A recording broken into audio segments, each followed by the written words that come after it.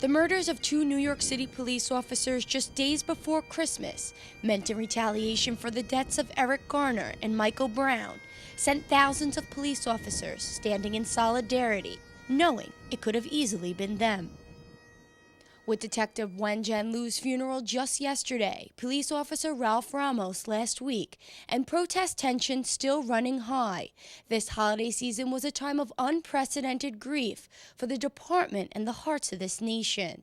But police chaplain Monsignor David Casado says now is a time to rebuild with respect. We all need to sit down and respect each other, respecting lawful authority, respecting people in the streets, respecting all sorts of officials, politicians. The first issue has to begin with a whole question of respect.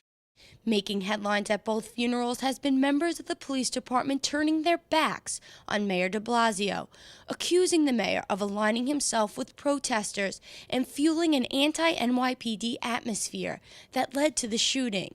Police Commissioner Bratton asked that the department refrain from public displays of discontent, but many still turned, a form of protest in itself. People have their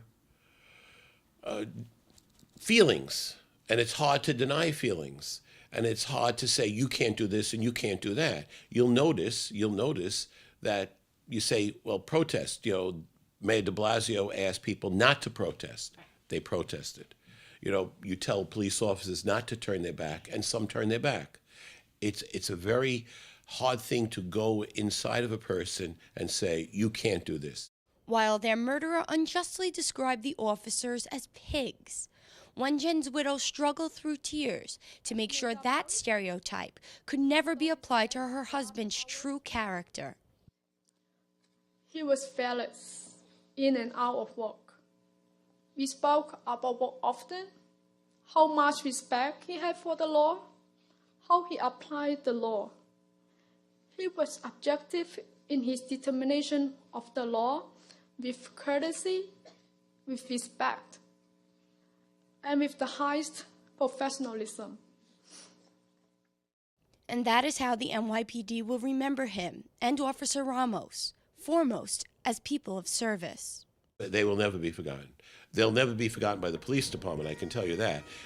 People's memory sometimes is short, but the police department does something very well, and they do it very, very well, never forgetting those that served. Reporting for Currents, I'm Michelle Powers.